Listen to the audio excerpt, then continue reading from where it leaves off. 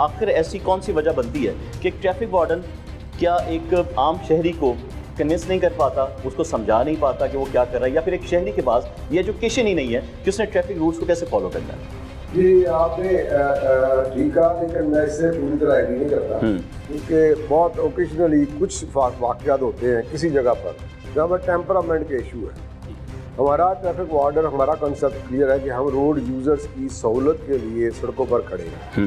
हम traffic management कर रहे हैं, black top of the road पर व्हील चला रहे हैं, और हम रोड यूजर्स को रोड डिसिप्लिन सिखा रहे हैं, रोड पर लिखी हुई ज़बान बता रहे हैं कि ये लेन है, ये लाइन है, और इन मुसलसल लाइन हो तो आपने ओवरटेक नहीं करना, गैर मुसलसल लाइन हो तो आपने ओवरटेक करना है, और ओवरटेक करने का तरीकाकार है। जब आप वायलेट करते हैं, हम रोकते हैं आपको, तो फिर आपके पास लाइसेंस भी नहीं होता, तो फिर आप अपना उज़र पेश करते हैं, लीव एक्सक्यूज़ पेश करते हैं, रेफरेंस पेश करते हैं, और फिर आप वहाँ से लड़ाई का सिलसिला शुरू किसी वक्त होता है, जो कि गैर जिम्मेदारी का सबूत देते हैं। अदरवाइज़ जो अच्छे पॉजिटिव शहरी हैं, जो समझते हैं कि मैंने गलती की है, तो मुझे इस्लाह के लिए चलान देखें ना, चलान क्या है, ये इट्स योर सेफ्टी। बिल्कुल ठीक है। आपका कहीं हादसा ना हो जाए, आप कहीं डी ट्रैक ना हो जाए, आप सिग्नल वायलेशन पर हादसे का शिकार ना हो जाए, वन वे जाते हुए किसी के साथ ना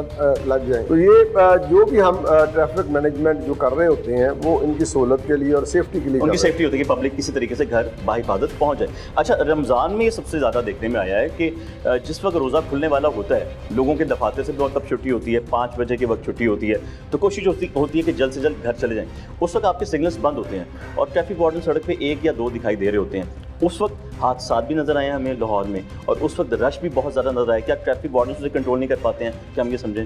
नहीं, ये ट्रैफिक वार्डन इसको मैनेज कर रहे होते हैं, लेकिन आप देखें ना, एक सड़क की कैपेसिटी इतनी है, एक सड़क पर एक वक्त में 1000 गाड़ी गुजर सकती है, वहाँ से आप 3000 गाड़ी एक टाइम पे आ जाएगी। जिस तरह के आपने देखा होगा, मैं मिसाल दूंगा कि छुट्टी के टाइम पे स्कूल के गेट पर तमाम गाड़ियाँ इकट्ठी हो जाती हैं। बिल्कुल ऐसे ही है। इसी तरह अफ्तारी के टाइम पे हम सब निकल पड़ते हैं घरों को, हम सब निकल पड़ते हैं अपने आशियानों को, और वहाँ पर हम किसी के हक और हकूक़ और राइट्स का ख्याल नहीं रखते।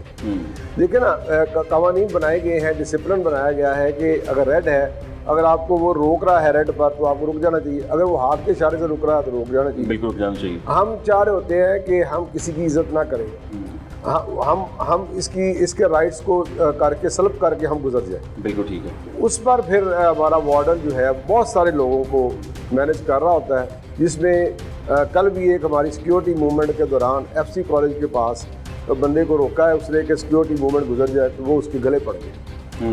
तो इस तरह के वाक़यात होते रहते हैं, लेकिन हमारा जो अपना सिस्टम है, हमारा ब्रीफिंग और डी ब्रीफिंग का सिस्टम, वो हमारा चलता है। ड्यूटी शुरू होने से पहले भी हम ब्रीफ करते हैं, ड्यूटी ख़त्म करने के बाद भी हम ब्रीफ करते हैं। एक बात और बहुत देखने में आती है आसिफ साहब, फिर मैं चाहूँगा हम इस बात को आगे बढ़ाएं कि ट्रैफिक वार्डन्स के ऊपर आम लोगों के इल्ज़ामात भी लगते हैं कि अगर किसी की गाड़ी या बाइक पे नंबर प्लेट जो है ग्रीन है, आप लोग उसको नहीं रोकते, वो भी वायलेशन कर जाते हैं आम रूटीन में। सिर्फ रमज़ान की बात नहीं करा। और अगर ऐसा भी देखने में आया है कि बाइक्स के ऊपर नंबर प्लेट्स मौजूद ही नहीं है, लेकिन उसमें पुलिस वाले चंद बैठे होते हैं, तो वो भी वायलेशन में आती है, ट्रैफिक वार्डन्स उन्हें नहीं रोकते। इन दोनों बातों को क्या ऐसे आप बयान करेंगे? ये ठीक बात है आपकी।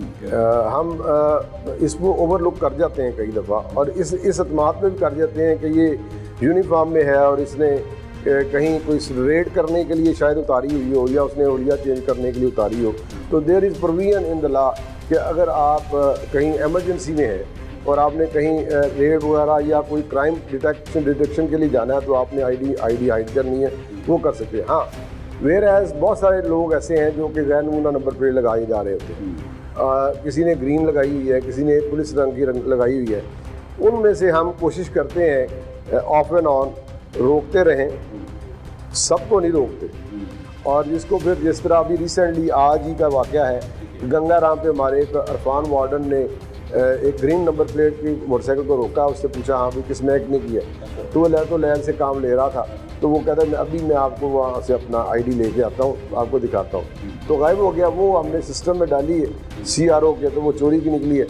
तो ये भी हमें कामयाबियाँ भी हासिल होती है कि एक नंबर प्लेट आपने रोक ली, ग्रीन नंबर प्लेट आपने रोक ली और चोर निकला है, चोर निकला ये है। तो अच्छा हो गया। हाँ। लेकिन फर्ज करें अगर कोई चोर नहीं निकलता है और जेन्युइन आदमी है और वो ग्रीन उसने प्लेट लगाई हुई है, सरकारी मुलाजिम है, रेट पे जा रहा है और अचानक निकल गया, तो कोई खास ऐसा साइन हो सकता है जो ट्रैफिक वार्डन को इस बात की निशानदेही करे कि यार ये किसी मकसद से जा रहा है, वायलेशन करने दें, हम नहीं रोकेंगे या आगे इसकी वायलेशन नहीं करते, कुछ ऐसा? नहीं, वो तो रुक कर बताएगा, लेकिन ग्रीन नंबर प्लेट मैं बताता चलूँ कि जो गाड़ी प्रोविंशियल गवर्नमेंट के नाम है, प्रोविंशियल महकमा है, वो ग्रीन नंबर प्लेट लगा सकता है।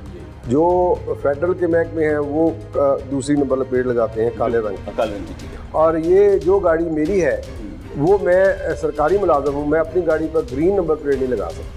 ठीक है, पर्सनल गाड़ी पर नहीं लगा, पर्सनल गाड़ी पर नहीं लगाई जा सकती। बिल्कुल ऐसे ही। हम उनको डिस्करेज करते हैं, off and on as a campaign भी चलाते रहते हैं और इनके खिलाफ कार्रवाई भी करते हैं और इनको गैर नमूना नंबर प्लेट पर भी उतारते भी हैं। और जो इस तरह के हैं, अगर वो पकड़ा जाता तो उस पर 2 सेक्शन लगने थे, एक तो 279 वाला और एक 271, कि उसने अपने एक निशानी रखी, अपने आप को सरकारी मुलाजिम जाहिर किया।